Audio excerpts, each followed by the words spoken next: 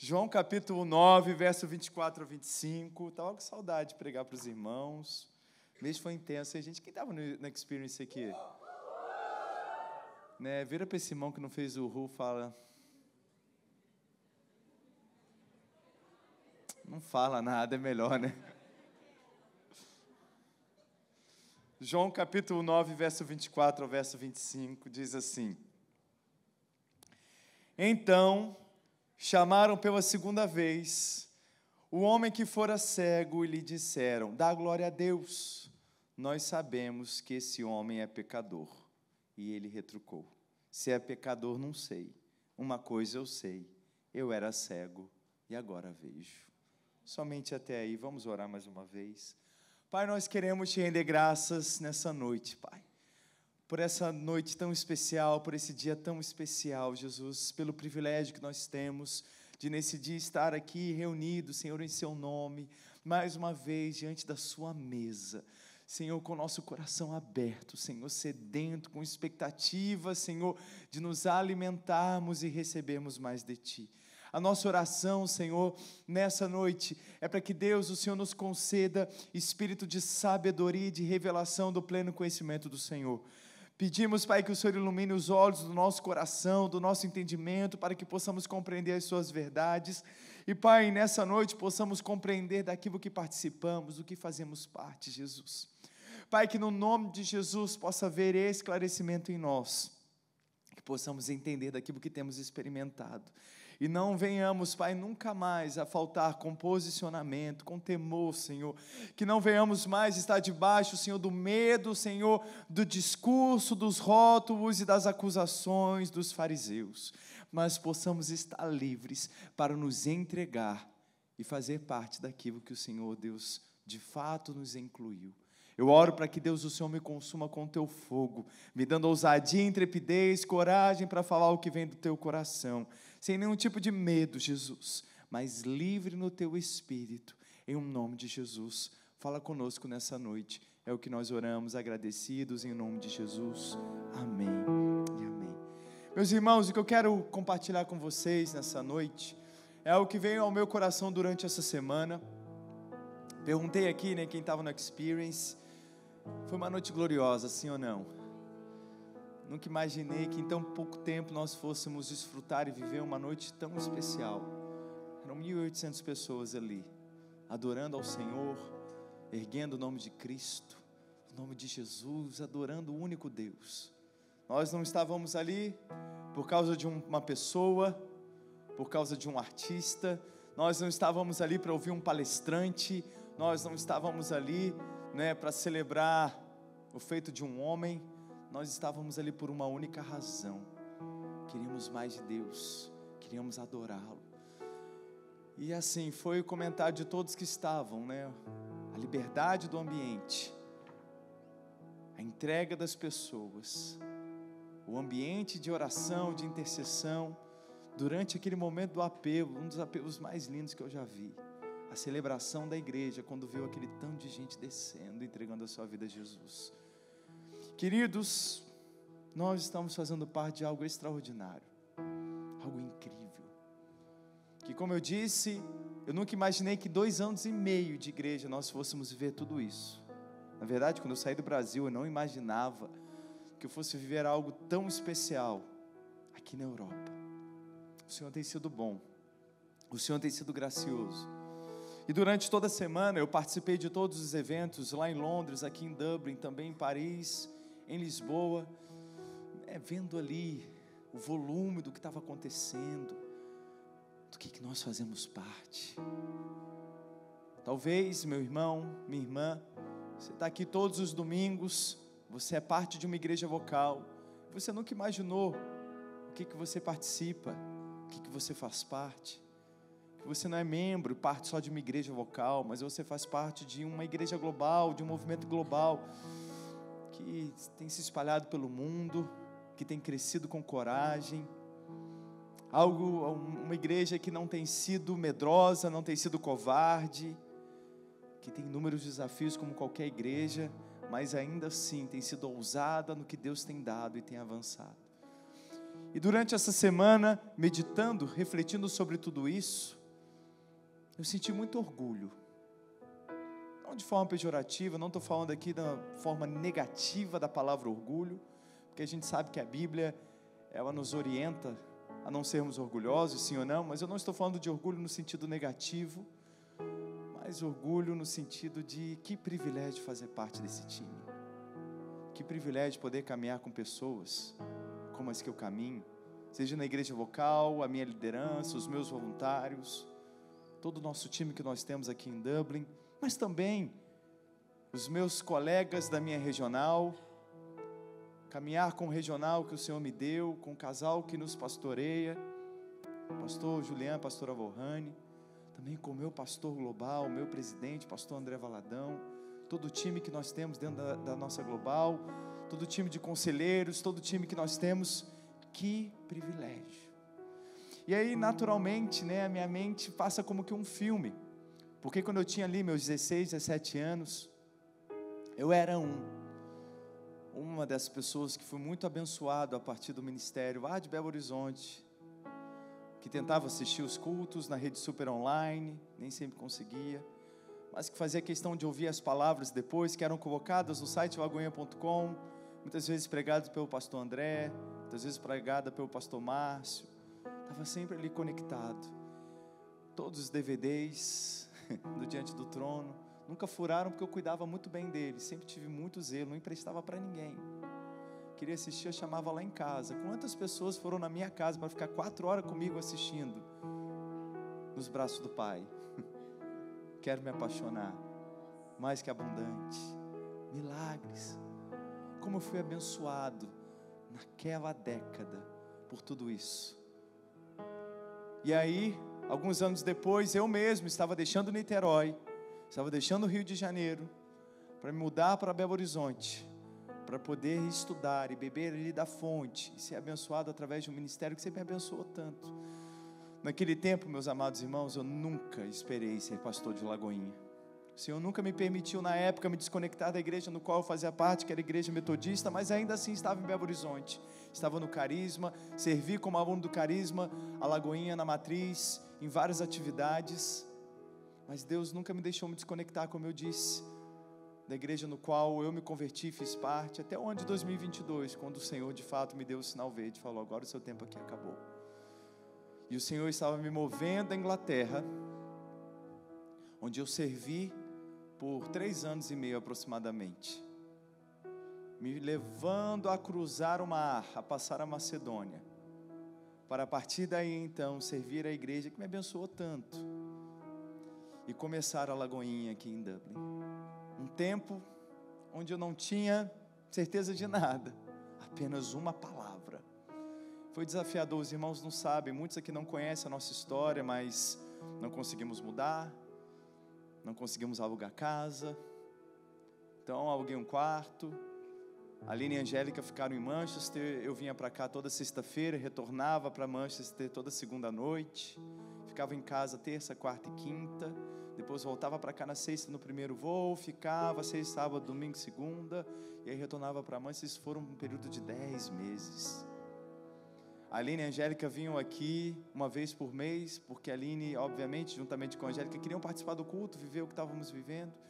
Eu lembro que já no final, já estávamos para conseguir a casa, o Senhor, a Angélica ainda estava tendo aula, e uma vez eu fui levá-las no aeroporto, porque eu deixei elas no domingo à noite, eu fiquei naquela semana, não lembro por qual razão, e a Angélica começou a chorar no aeroporto, na hora de se despedir de mim, e aquilo me cortou o coração, quem é pai sabe. E ela começou a chorar, ela nunca tinha chorado, e aí eu fui, abaixei, falei com ela: meu amor, já isso está acabando, vocês estão mudando para cá, e a gente vai viver isso tudo junto. E aí abracei ela, orei com ela, liberei a Aline e a Angélica, e fui para o banheiro, meu querido, me acabar de chorar. Eu falei: Senhor, vai valer a pena, já está valendo, mas eu te peço, abre uma porta de uma casa para a gente quer estar com a minha família reunida, vivendo tudo isso. Pouco tempo depois o Senhor abriu uma porta. Eu lembro que depois eu conversei com a Aline, quando a Aline chegou em casa, e ela me contou que a Angélica falou que estava com saudade do papai, enfim. E aí agora estamos vivendo tudo isso. Hotel para o cinema para outra sala multiplica, vem para a Griffith, 4 cultos, um experience, tanta coisa acontecendo. E aí muitas vezes as pessoas não têm dimensão de toda a estrutura que nós temos por trás, de tudo que nós participamos, né, de tudo que eu tenho de apoio, nós temos de apoio. E aí, meditando sobre toda a história, passa um filme na cabeça diante de tudo isso. Eu comecei a sentir que privilégio, Jesus, fazer parte disso. E aí o Senhor me levou justamente a meditar nesse texto de João capítulo 9. E eu queria compartilhar isso com os irmãos, para que vocês entendam, queridos, que não é só eu, mas você também. E todos nós possamos sentir esse mesmo sentimento de privilégio, de alegria, de orgulho, né, de podermos participar disso. Mas uma das falas que eu ouço bastante, não é 100%, mas eu já ouvi isso de várias pessoas no atendimento pastoral, na entrevista pastoral, quando os irmãos chegam na igreja e vão se tornar membros, nós temos a entrevista pastoral, e muitos já me falaram isso: pastor, eu nunca imaginei que eu ia estar participando de Lagoinha, era a última igreja que eu queria congregar. E eu confesso para os irmãos que eu nunca entendi essa fala. Obviamente eu sempre ouvi e respeitei, mas eu nunca entendi, porque tudo que eu queria quando eu estava em Niterói era mudar para Belo Horizonte para participar. Eu queria estar naquele mover, eu queria estar dentro daquilo. E por que os irmãos têm um tipo de resistência? O que eles estão ouvindo? A quem eles estão ouvindo? Eu estou dentro, eu experimento tanto do Senhor aqui dentro, eu bebo tanto do Senhor aqui, mas o que os irmãos ouvem? E aí, diante de tudo isso, meditando nesse texto, eu entendi de Deus que eu precisava pregar isso para os irmãos, porque os irmãos precisam sim saber aonde vocês estão, do que vocês participam. E não só isso, mas saber também ouvir as vozes e calar essas vozes que o inimigo tem levantado para tentar manchar a reputação de uma instituição, de uma igreja, que somente ergue o nome de Jesus. Vocês estavam na experience, vocês viram, não estávamos ali idolatrando ninguém, não estávamos ali celebrando o nome de ninguém. O nome que foi erguido, exaltado, adorado, entregue honra foi o nome de Jesus, e nós celebramos a obra dele naquele lugar. Se existe algum equívoco nesse sentido, é porque infelizmente estamos ouvindo algumas outras vozes de pessoas que não experimentaram o mesmo que nós estamos experimentando. E eu quero caminhar com vocês nesse texto. Eu vou tentar ser breve, prometo aos irmãos, mas eu queria, na verdade, ler o texto inteiro com os irmãos, mas eu pensei assim, cara, se eu começar do verso 1 até o verso 30, os irmãos na hora vão pegar o celular, já vão querer ir embora, já vão ver, nossa, o pastor vai ficar aqui até às 11 da noite. Então eu peguei 2 versos. Agora a gente vai entrar no texto de verdade. Vamos lá para o verso 1? Caminhem comigo, vocês vão entender onde eu quero chegar. João capítulo 9, verso 1 diz assim: caminhando, Jesus viu um homem cego de nascença, e os seus discípulos perguntaram: mestre, quem pecou, este ou seus pais, para que nascesse cego? E respondeu Jesus: nem ele pecou, nem seus pais, mas foi para que se manifestem nele as obras de Deus. É necessário que façamos as obras daquele que me enviou, enquanto é dia. A noite vem, quando ninguém pode trabalhar. Enquanto estou no mundo, sou luz do mundo. Quero que vocês prestem bastante atenção aqui em mim. Tentem imaginar a cena. O cego de nascença, que na verdade já era um jovem, se tornou mendigo, era um pedinte, estava ali sentado, obviamente pedindo dinheiro, mendigando, e Jesus passa diante dele com os seus discípulos. Os seus discípulos cresceram dentro da cultura judaica, então eles foram ensinados pelos mestres da lei da época, que a grande maioria eram fariseus. E aí eles carregavam muito daquele legalismo dos fariseus dentro deles. E naturalmente, eles iriam fazer perguntas e tirar dúvidas de Jesus baseado na perspectiva que eles tinham, na visão de mundo que eles receberam por parte do mestre das leis. Então, qual é a pergunta que eles fazem para Jesus? Jesus, quem pecou? Foi ele ou foram os pais? Quem é o culpado disso? Quem é o responsável por esse jovem ser cego? E isso, meus amados irmãos, é uma marca da natureza caída do homem. Desde Gênesis 3, nós vemos que o homem, ele busca um culpado. Adão, após cair, ele encontra com Jesus, ou melhor, com Deus, na viração do dia, perdão, gente, de intenso. Ele encontra com Deus após a queda, e quando Deus começa a conversar com Adão, ele fala: Adão, peraí, como é que você percebeu que você está nu? Por acaso você comeu do fruto que eu falei para você não comer? O que Adão responde para Deus? A mulher que tu me deste, me ofereceu e eu comi. Ou seja, a culpa não é minha, a culpa é dela, e a culpa é tua também que me deu ela. Vocês conseguem perceber? Desde a queda, o homem não assume a sua responsabilidade e sempre está procurando um culpado. Só que, meus amados irmãos, essa acusação, essa busca por um culpado, de querer rotular alguém como responsável, como culpado, ela tem origem em Satanás, naquele que enganou o homem e contaminou ele com o seu veneno. A palavra diabo, no grego, diabolo, um dos seus significados é justamente o acusador das nossas almas. O ministério do nosso inimigo é nos acusar diariamente e causar também inimizade e divisão entre nós.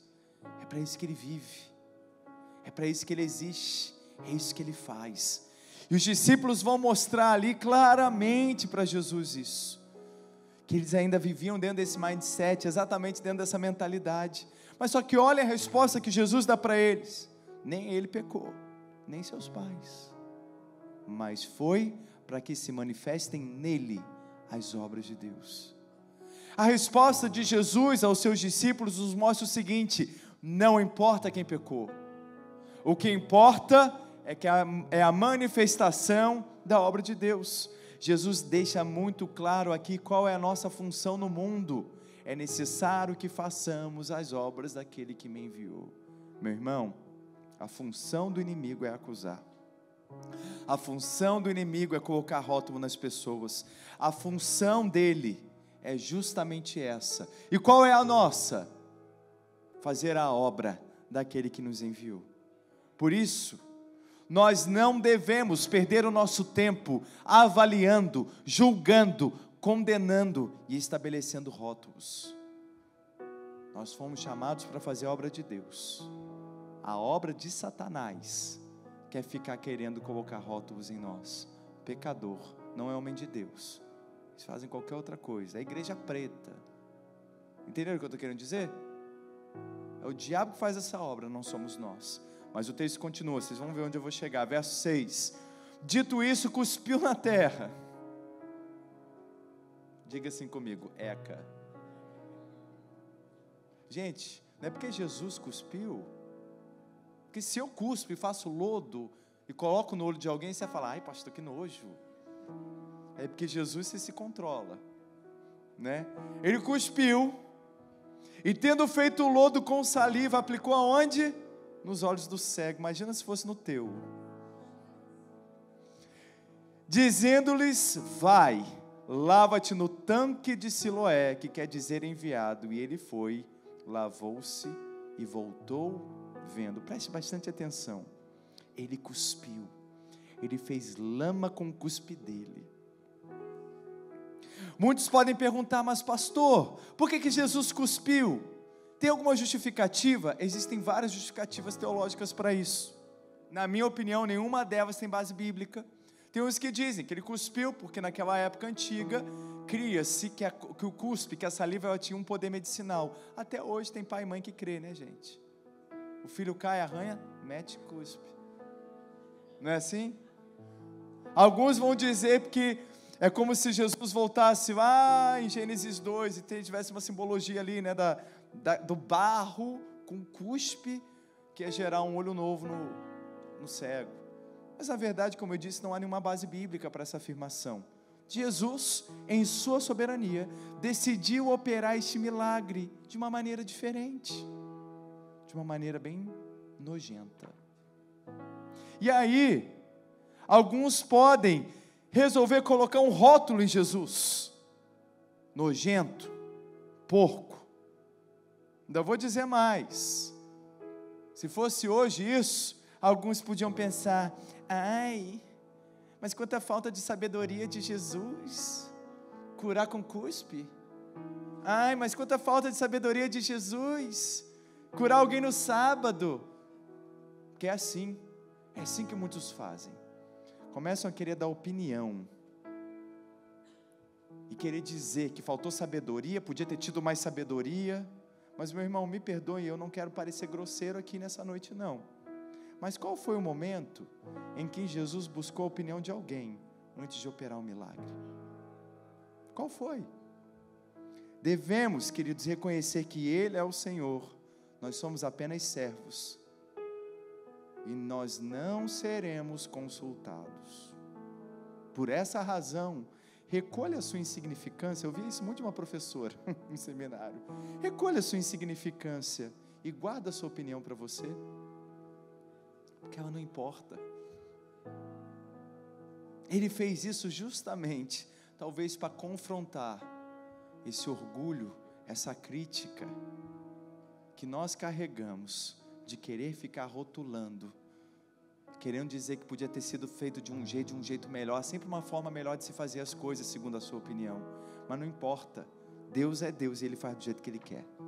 Verso 8: então os vizinhos e os que de antes o conheciam de vista como mendigo, perguntavam: não é este o que estava sentado pedindo esmolas? Uns diziam: é ele. Outros: não, mas se parece com ele. Ele mesmo. Meio Dilma isso aqui, né? Porém dizia: sou eu. Vocês entenderam por quê, né? É ele, não é ele, não é ele mesmo, sou eu. É meio complexo, né? É os 30% dos 40%, que é 5%.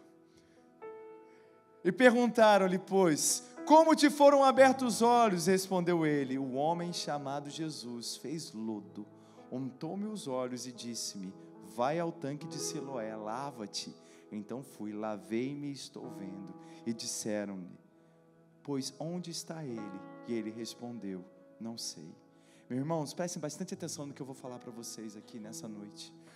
Tudo que Deus faz vira notícia. Todo mover de Deus vira notícia, cai na boca das pessoas, vira comentário. Era assim lá atrás e é assim até os nossos dias. A cidade começou a falar do que havia acontecido. Aquele cego que era mendigo agora enxergava, estava todo mundo falando do milagre. Consegue compreender? As pessoas falam do que Deus está fazendo.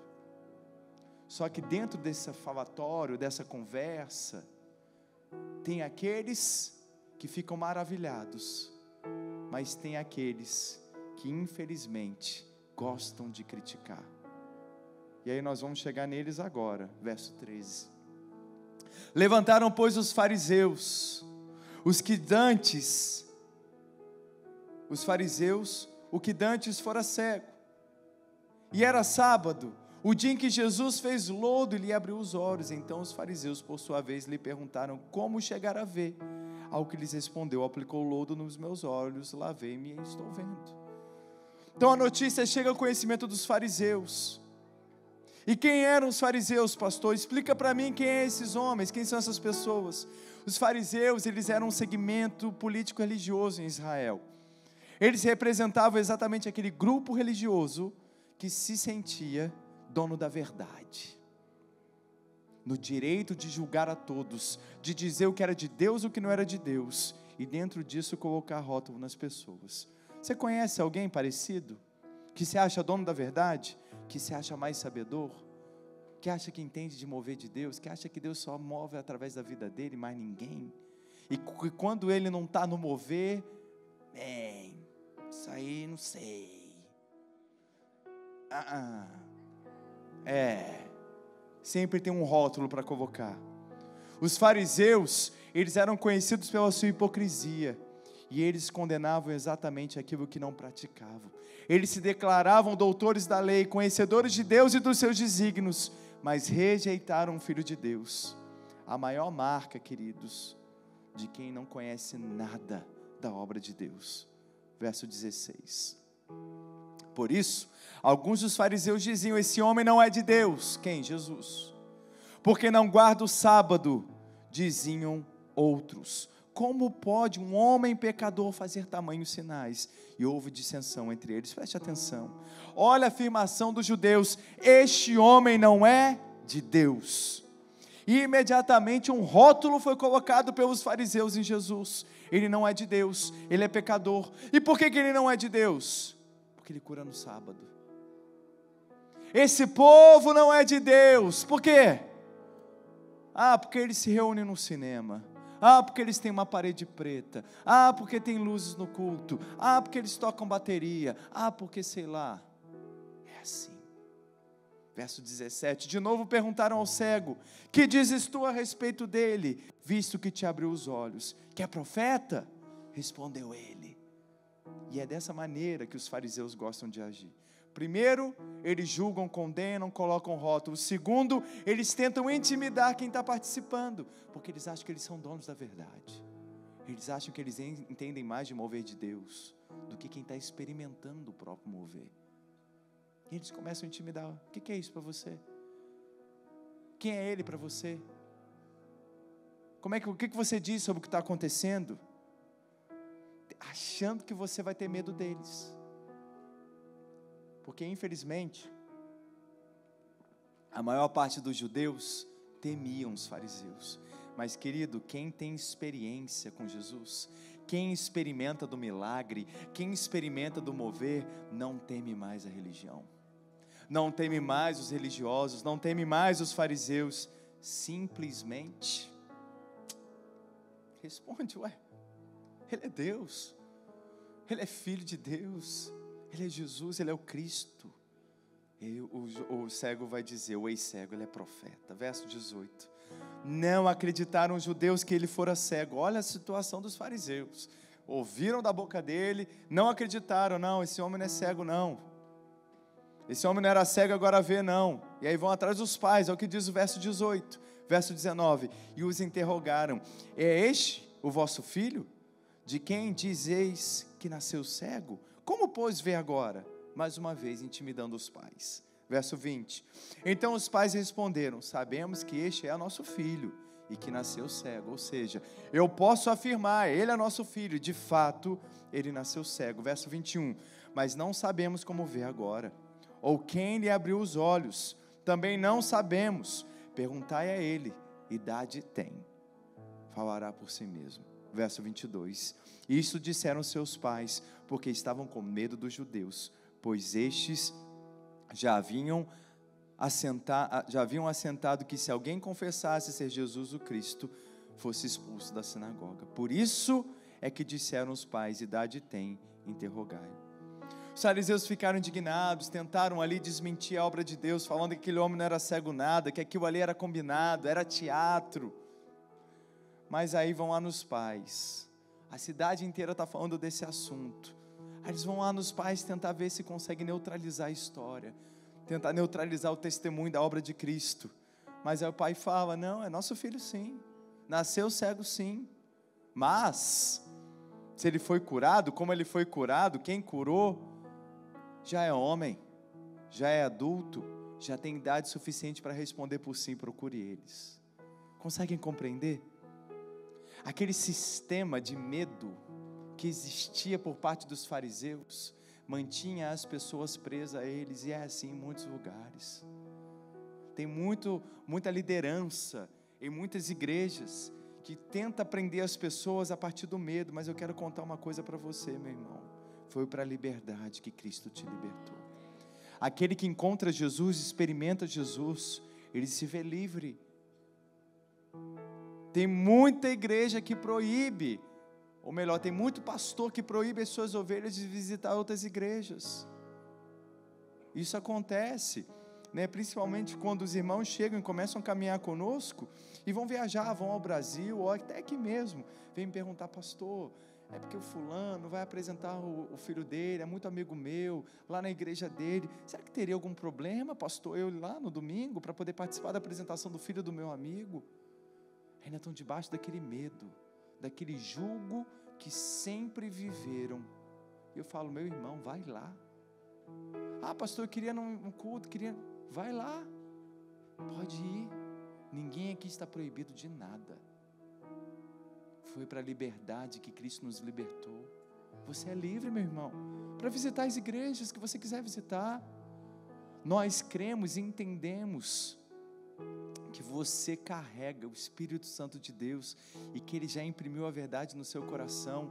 A graça e sabedoria é dentro de você para julgar todas as coisas e reter o que é bom e de fato desconsiderar aquilo que você entende que não está em linha com o que você tem aprendido.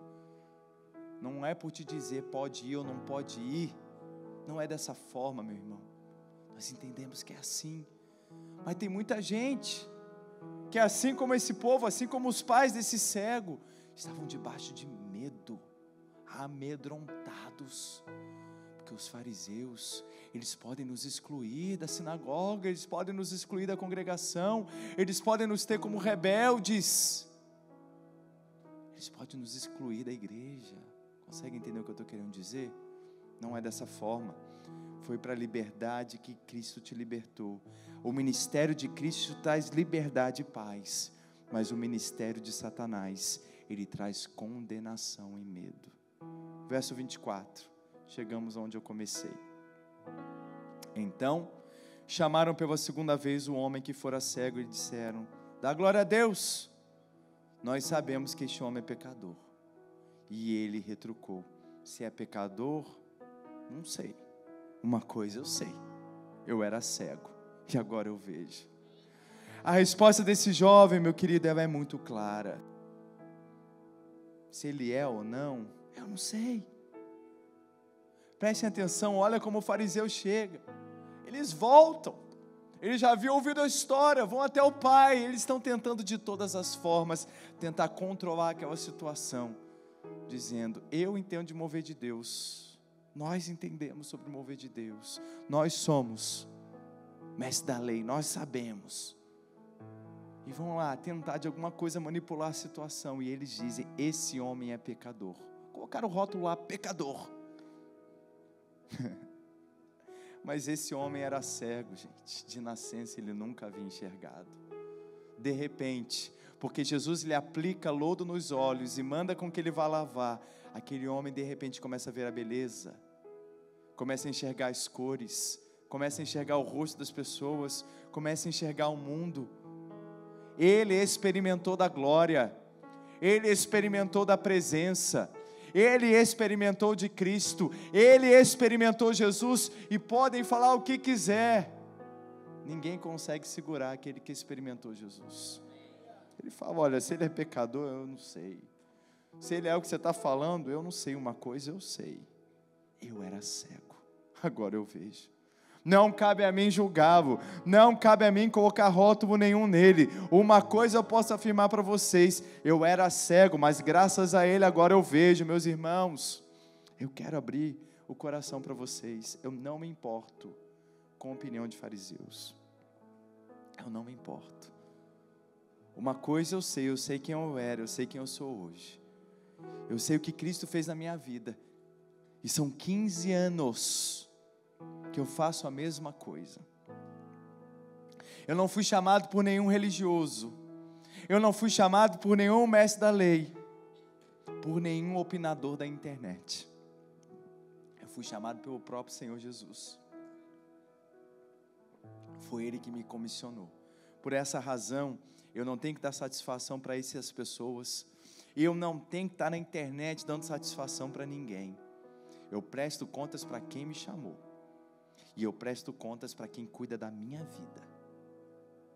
Quanto a isso, eu faço. E de resto, meu irmão, eu vou me preocupar com a obra, a continuar a obra de Cristo, a desenvolver a obra de Deus, Como igreja, nós temos uma visão, e a nossa visão é de fato levar cada um dos irmãos a desfrutar de um relacionamento pessoal, íntimo, profundo e público com Jesus Cristo. É isso que eu tenho que fazer. Eu não tenho que estar na internet dando opinião, não tenho que estar na internet dizendo se é ou se não é, se é certo, se é errado. Eu tenho que estar fazendo a obra de Cristo. E é o que eu faço, domingo após domingo. Há mais de 15 anos que eu tenho desfrutado, vendo pessoas tendo a sua vida transformada. Eu sigo, queridos, assim como Jesus, não buscando acusar e nem colocar rótulo nas pessoas. Meu serviço é apresentar a obra da cruz a cada uma das pessoas que o Senhor coloca no meu caminho, e a apresentar a eles o que Cristo nos livra de todo o peso da religião e de todos os rótulos que foram colocados em cada um de nós. É isso, exatamente. Meu trabalho aqui é levar você a conhecer Jesus, não como uma história, não como alguém que viveu há 2000 anos atrás, que morreu na cruz, mas alguém que é vivo, é uma pessoa que você pode conhecer intimamente e desfrutar do dia a dia de uma presença, de um relacionamento pessoal. É isso que eu faço, é isso que nós fazemos. Nós estamos aqui, queridos, para que cada um possa testemunhar a sua experiência com Jesus. Eu era alcoólatra e agora eu não sou mais. Eu era viciado e agora eu não sou mais. Eu era um moleque e agora eu não sou mais. Eu era escravo da prostituição e agora eu não sou mais. Eu era um depressivo e agora eu não sou mais. Eu estava doente, mas eu fui curado. A minha família estava destruída, mas o Senhor restaurou.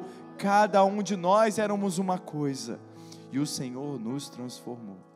É a obra de Cristo que importa, não o que dizem ao nosso respeito. Mas eles são a igreja de parede preta. Mas eles são a igreja da área VIP. Mas é uma igreja de brasileiro. Pouco importa a opinião e o que falam na internet ao nosso respeito. O que importa é o seguinte: o que você tem experimentado de Cristo? Qual é o seu testemunho? Quem você era? E quem você é desde o dia que você entrou por essas portas e conheceu a Jesus a partir dessa igreja. Sempre vai haver um rótulo a ser colocado em nós pelos fariseus, para tentar diminuir a obra do que o Senhor está fazendo a partir de nós. Meus irmãos, é porque eu não li o texto todo, mas o cego ele é indagado de novo, e ele fala: eu estou achando que vocês estão querendo virar discípulo de Jesus. Quem nos julga, quem nos coloca rótulo, é porque queria estar vivendo o que a gente está vivendo, queria estar fazendo o que a gente está fazendo, e não tem a humildade para se ajuntar e fazer parte. Queridos, vamos ser acusados do que nunca fizemos, vão tentar manchar a nossa reputação. O próprio Jesus sofreu isso. Se Ele, sendo o nosso mestre, viveu, será que nós não vamos enfrentar a mesma coisa? É claro, Ele já nos advertiu sobre isso, mas não importa, não importa. Eu não estou preocupado com o que falem de nós. O que importa é o seguinte: aquele que era cego, agora enxerga.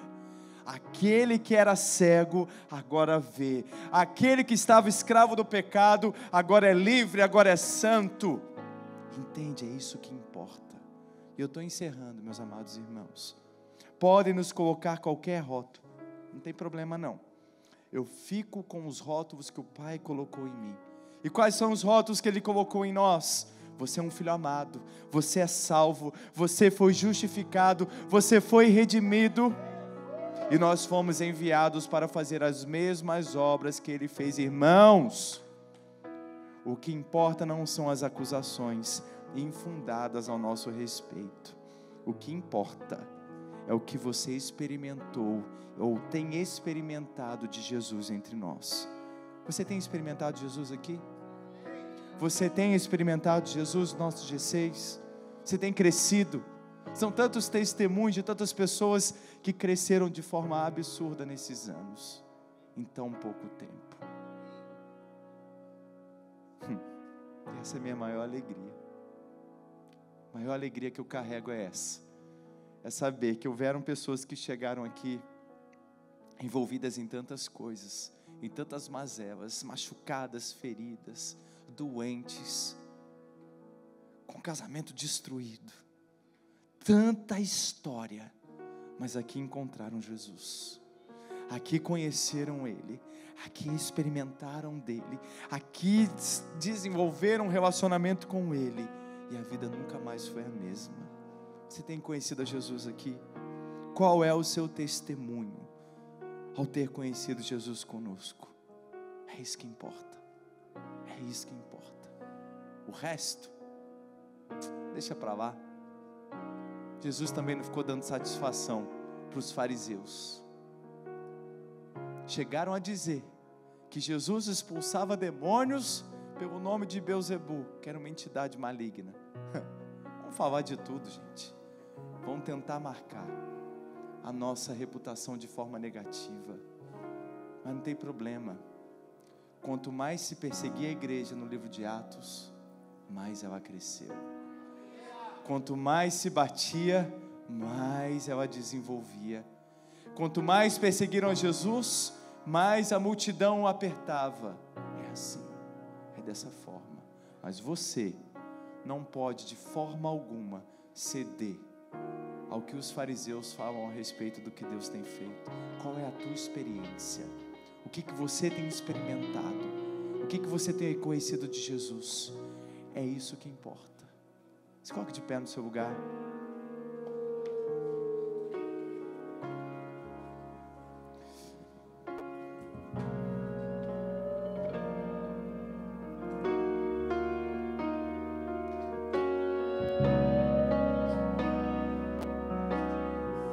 O Senhor tem nos movido de uma forma poderosa. O Senhor tem feito milagres, coisas grandes entre nós. O Senhor tem nos levantado como um grande exército. Isso tem acontecido semana após semana. Nós não podemos ficar em cima do muro, meu amado irmão. Eu gosto do pastor Fábio porque ele prega a palavra, alguns dizem, mas não se envolve no corpo porque fica ali em cima do muro. Mas peraí, quem não prega a palavra? Quem não prega? O que está sendo pregado nos outros lugares, você já parou para experimentar? Nós bebemos de uma mesma unção, meu amado irmão. Qualquer lugar que você for no Brasil, aqui na Europa, nos Estados Unidos, e você visitar uma das nossas igrejas, você vai ouvir a palavra, você vai ouvir o ensino, você vai ouvir a escritura, você vai ouvir experiências. É a mesma coisa. Não dá. Porque quer ficar de bem com outro amigo, com outro fariseu, com outra pessoa, está debaixo desse jugo de medo, por quê? E aí você não se permite a viver tudo que Deus quer que você viva de fato entre nós. Meu querido, libera-se dessas amarras que só te prendem. Eu não estou aqui de maneira alguma querendo defender ou justificar uma igreja, a nossa denominação. Eu quero apenas falar algo para você. O Senhor tem feito algo entre nós. Você quer fazer parte disso? Então se desprende e se entrega a Ele. Venha experimentar de Jesus junto conosco. É isso que nós pregamos, é isso que nós fazemos, é isso que nós ensinamos. Feche os seus olhos aí no seu lugar. Coloque as duas mãos sobre o seu coração e repita uma oração após mim. Repita comigo assim: Senhor Jesus. Toda a igreja mais uma vez: Senhor Jesus, nesta noite eu te recebo como meu único e suficiente Salvador e Senhor. Eu que perdido estava, eu que me desviei, nesta noite eu volto para ti, na certeza de que em ti eu encontro acolhimento. Por isso eu te peço, perdoa os meus pecados, me lava com teu sangue e me torna, Jesus, puro novamente. Escreve o meu nome no livro da vida, da onde ninguém pode apagar. Me dá uma nova chance, uma nova oportunidade, porque eu quero, Jesus, viver para Ti e para Ti somente. Amém e amém.